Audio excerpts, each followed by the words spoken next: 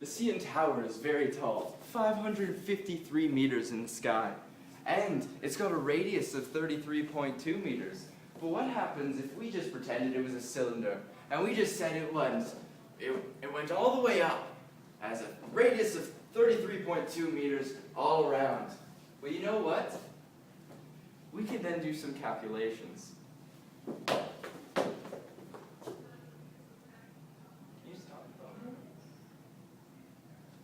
Knowing that wind is going to push over the CN Tower in our little assumption, we're going to say that wind is like a fluid.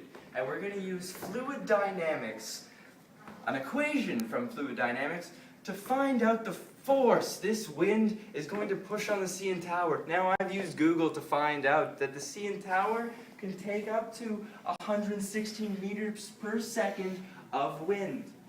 So let's use 120 meters per second of wind to blow it over. Well, the resistance of the CN Tower will be pushing back, but going over that resistance, it will break, and all that resistance will be negligible. Totally gone. Totally gone. Now, the wind will be pushing at the same temperature and same density all throughout the whole cylindrical CN Tower. Now it's going to be uniform, and we know the density because we asked the people at Edgewalk, which is part of the CN Tower, what the average temperature is outside the CN Tower. -3 degrees Celsius. This gives us a density of air to be 1.3. Now we also need the coefficient of drag. Now the coefficient of drag can be found through looking online yet again. So Wikipedia tells us the coefficient of drag we will be using is 0.47 for a sphere. Okay, well now, with all the kidding aside, let's get into something cool. Google states that wind is the perceptible movement of the air. But what does air feel like? What's the density of air? And how much force, yet again, will it take to blow over the CN Tower? How deadly is wind? What can it do? Wind can blow choppers out of the sky. Wind can pick up cows and literally toss them at you. Yes, be afraid. To calculate the force of wind, we need to look at my piece of paper. Now, surface area is what we also need to find, and surface area will be half of what the CN Tower is, because that is what the wind is coming into contact with. Now, putting this all together, as you can see in the top right corner, that the drag force ends up equaling 240,493,491 newtons. That's a crazy amount of force. And that's how we then find the acceleration in the next bit. Okay, so what happens if the building flew 1 meter into the sky? 1 meter, 3 feet, who cares? It flew 1 meter into the sky, and then the force of the wind is pushing on it. It's going to get an acceleration of 2.04 meters per second. And you know what? We know that because of Newton's second law. And what's Newton's second law? F equals ma. We know the force pushing on it, we know the mass, both being huge, and we're able to find out that acceleration pretty easily.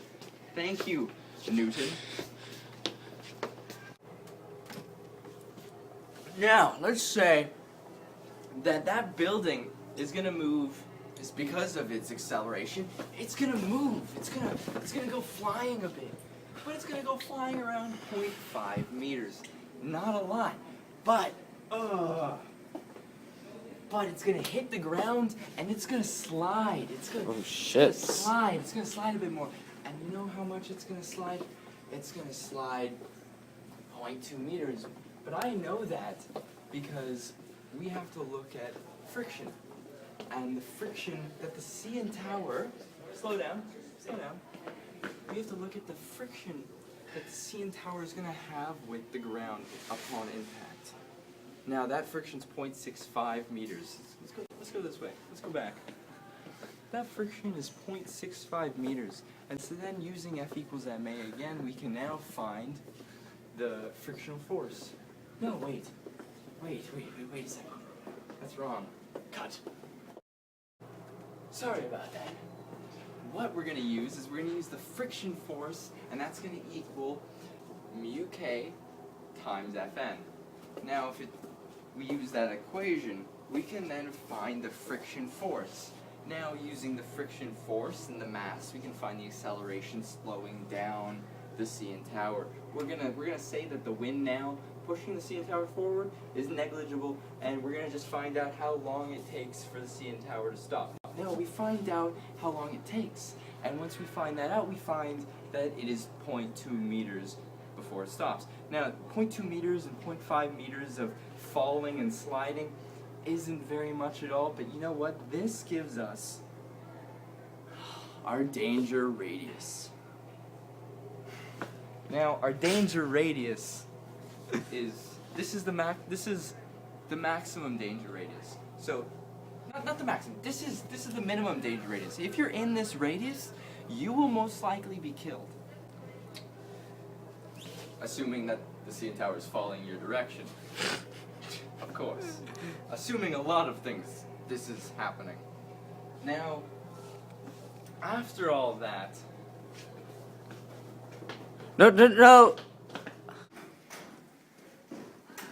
Okay, let's say there is a rock that falls off 500 meters high in the sky. Now this rock is a square rock. It's not an ordinary rock. And it has 30 kilograms of mass. And it has a surface area of 0.4 meters squared. And not to mention, but it is going to have a drag coefficient of 1.05 because it's a square, not some ordinary rock, you see. So it's going to be falling, if we can calculate that, there should be a second equal sign, that it will be falling for 10.1 seconds, and since the wind is going to be coming in and pushing it, it's gonna fly. It's gonna go flying, and we can use this equation to find it. Let's use a marker to map this out. 3931. FD will equal 3931 newtons.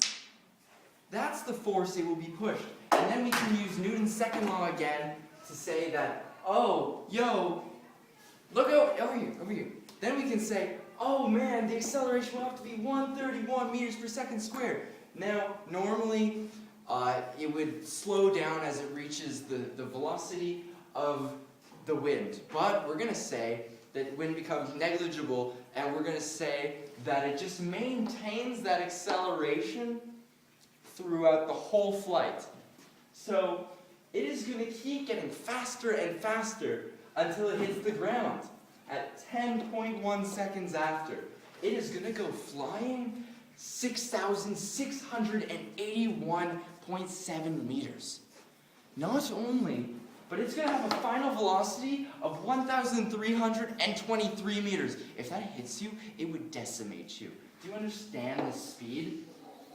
So, what we're getting from this is this rock would go extremely far, and we're also saying that it's not going to slide, and it's not going to bounce. That's when it hits the ground. Oh, but you know what? Let's erase this, and let's get even deeper. Let's just start from the beginning, except not really. Oh. Go! Whoa! Well, it looks like it's already done. So, let's take a look at this. You know what? Something's wrong here. Obviously, this is angular velocity. I don't know angular velocity.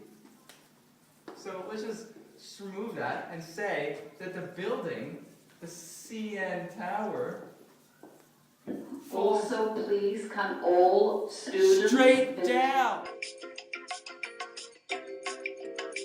So it falls straight down. Okay, that's a lot better. So, using the internet, we can find with Google Maps that it takes 7 minutes to walk 600 meters. And from that, we can calculate the velocity, not the final velocity, Jesus. We can just find that your velocity will be 1.43 meters per second. So, we then know that to walk the distance that this will fall takes us 7 minutes.